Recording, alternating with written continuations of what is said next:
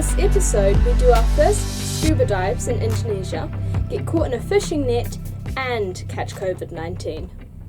So this is the skywalk. It's cost us nothing to do this, but I thought it was going to be Lima, meaning 50,000. Actually, no, Lima's definitely 5. She meant 5 hours. I'm not really sure Dave's going to be too happy about that. So we'll go for a little walk anyway and see how far we get.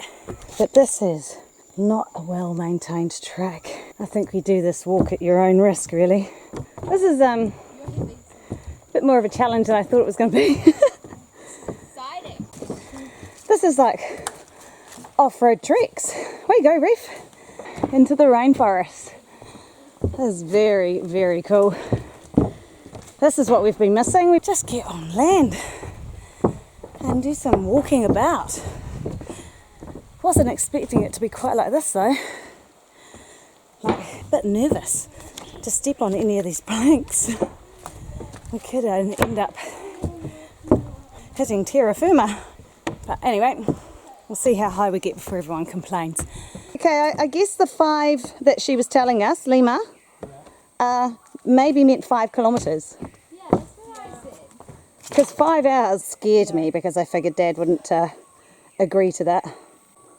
And then you go and do all that work and you finally get to the amazing view and you look around and then you see that. Just really, I mean, why do we need plastic water bottles? I just don't get it.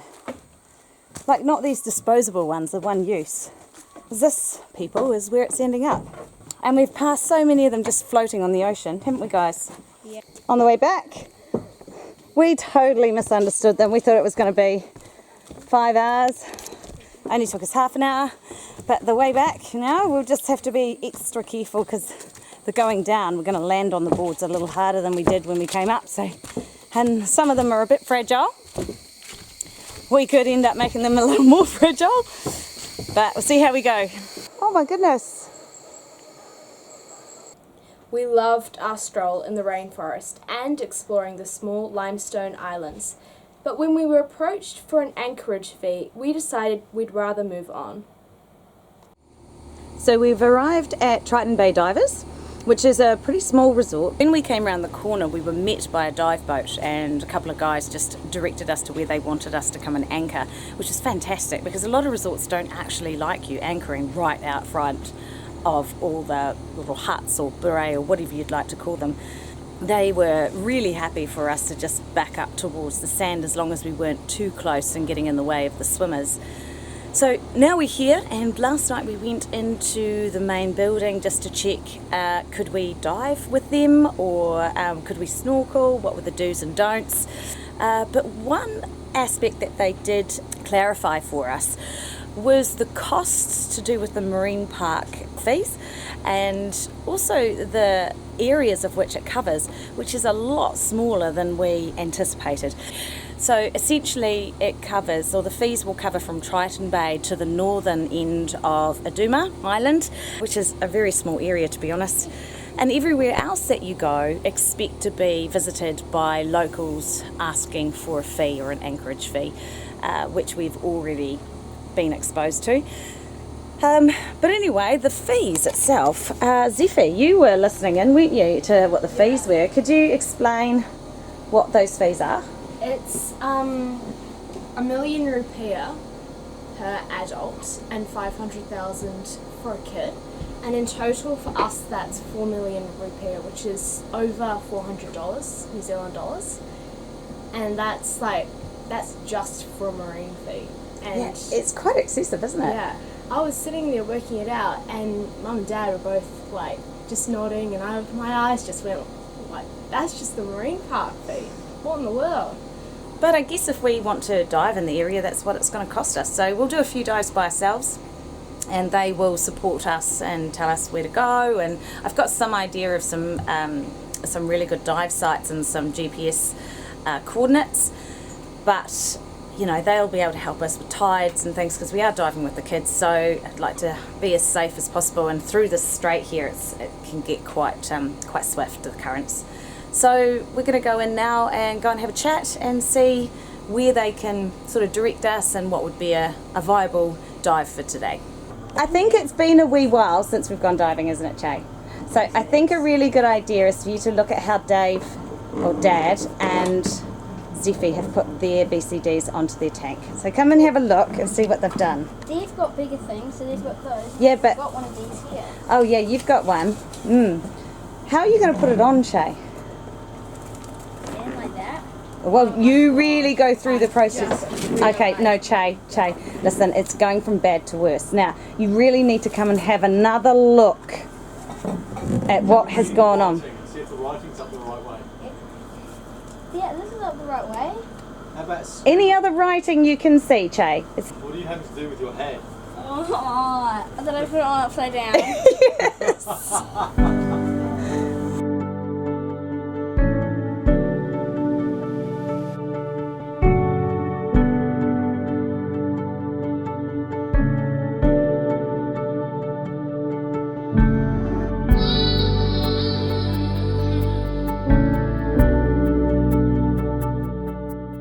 We were excited to scuba in the Iris Strait, which runs the length of Aiduma Island. Specifically, we were looking for pygmy seahorses that were too tiny for my GoPro to pick up.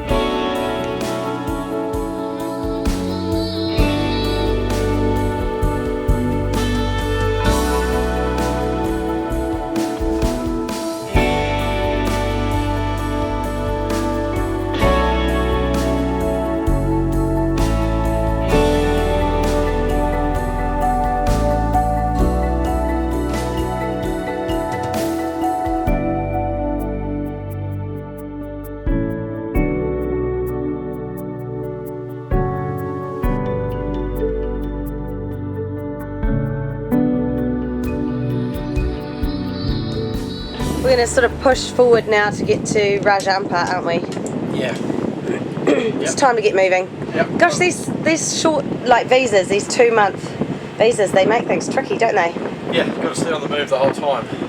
Yeah, otherwise you don't see anything. No. Now we're going to head off and go and have a look at a beautiful waterfall and stop in Mosul, do some diving hopefully, and then up to Raja Ampat where we will sit and Waisai for a little bit, just catch up on some school that we've been neglecting over the last week and a bit.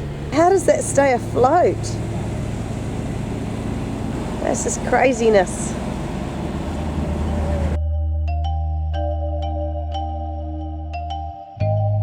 Yeah, the problem is, I think because we've pulled so far over it now, it's going to be super tight. Oh gosh. So what's happened is we've ended up in a net in Indonesia, and we think it's just gone around the prop. It hasn't actually caught in the prop. But We need to back up. I don't know how we back up, Well, but what we're doing is the only way, because you can't risk getting these around the props. well, I don't know what it is around.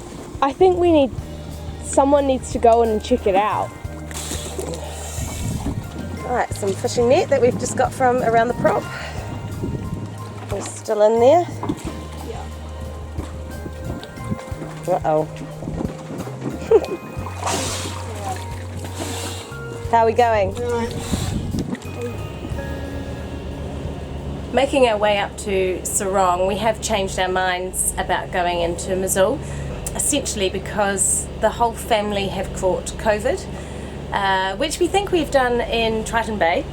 We're just feeling a bit rough and a bit less than enthusiastic to go diving. So we've skipped Mosul and we've just pushed on through the night. This will be our second night in a row, just to get to Sarong and up to the main area of Raja Ampat. So we've just got here a smidge earlier than we expected. So by kind of lunchtime today we should be there. But last night, was the most eventful evening I think we've had. We had Priya on watch, which is just her second night on watch ever, and she's done a fabulous job. She had this situation where she had fishing boats alongside her, and she was travelling along the side of them and just kind of thought, gosh, this is just never ending. So just got Dave up for a little bit of advice and kind of thought, wow, you know, it could be that they've got fishing line in between them. Should we just try and go a bit further? And Dave went, nah, let's just go through them. Well, yeah, possibly not the best idea. They ran over fishing line and got our prop well and truly meshed up. So anyway, we stopped and we had fishing line. Like, I mean, these things are big and heavy. It was just dragging us backwards, so Dave had to get in and cut the line away. So there was just no other way that we could escape. We were expecting there to be all sorts of irate voices come over the radio, but there weren't. Later, after we'd got ourselves free and we'd got going again, the boat just stopped, just like a few hours later. I came upstairs and Sephy and Dave were up here and they'd made themselves hot drinks and turned all the engines off, and we were just bobbing in the ocean. And they'd given up trying to navigate in amongst all the excuse me, in amongst all the fishing vessels, because there were just so many. And as you just get to an area where you think there might be no more fishing vessels, lights just suddenly appear and just warning you that, oh, you know, we are here. It's like, man, it was like a maze. So they gave up and decided we would just bob around the ocean until the sun came up. So that's what they did.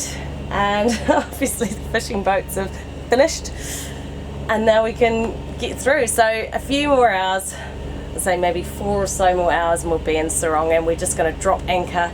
Like, the bodies is just starting to get a bit worn out now. Most of the boat are asleep. It's just me and Che that are up and about. So it's time to go and get some rest. Outside Sarong, it's day 6 of COVID for me and for Dave, but the rest of the family are just starting to feel quite unwell now. A few more headaches, a bit more a few more temperatures and achy bodies, and yeah, we're feeling pretty rough, and it's sweaty, like it's just disgusting. How you feeling, Che? Better than yesterday. But still pretty rough? Yeah. Yeah, what about you, Zephy? Average. Less than your best. And P? I'm starting to concentrate, and I've got a headache and temperature, and this heat is killing me. Yeah, it is pretty stifling, isn't it? But outside, totally different story. Our sick men out here are working with Nano Girl, with the principles of flight, aren't you? And what are you making at the moment? Rocket launchers. A rocket launcher reef. How cool is that? We're launching these. Cool. How far do you think they'll go, Reef? They only go up, really. Okay, what's going to create the force that's going to send them up? Well, what you do, you'll find out. Oh, I'll find out. Okay. Around us, we've got a few more boats that we recognise. That's Chara that we met on our way round to Darwin. Tramp, who we met in Triton Bay. Bruno. Oh, we've been bumping into Bruno since Fiji. But yeah, unfortunately, just with catching COVID, now that we're around people, which we're so excited to finally catch up with people, we can't catch up with them because we're so poorly. But that's all right. Well, I mean, you know, COVID's going to go. We will get to catch up with people another day. So for now, we're just sitting in place, doing some skill, waiting to recover. So he managed to make his rocket launcher, and this sits on top here. Oops. Maybe with a little bit of support from somebody else. And then, there you go, very small rocket launcher. Made a kite. So we've flown that in front of a fan. And what are we making this time around? What are we making? An aerofoil. An aerofoil. It's getting rather technical, Dave. It is very technical. Well, we've had a week of COVID now, and we're still sort of isolating on the boat. Some of us still aren't feeling that fantastic.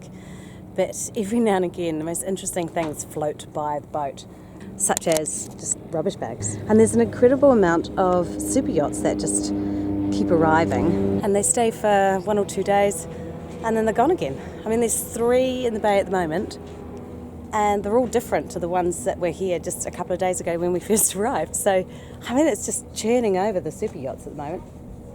But we're still stuck here on the boat, doing our best to get better as fast as possible. We keep getting people that we know pull past some dinghies and checking, you know, can you play yet or can you not? And we're like, oh, no, don't think so. But anyway, you know, our time will come. At least, you know, it's the end of November. We've got a good number of weeks to go yet before Christmas. So I'm hoping that we will all feel okay by then.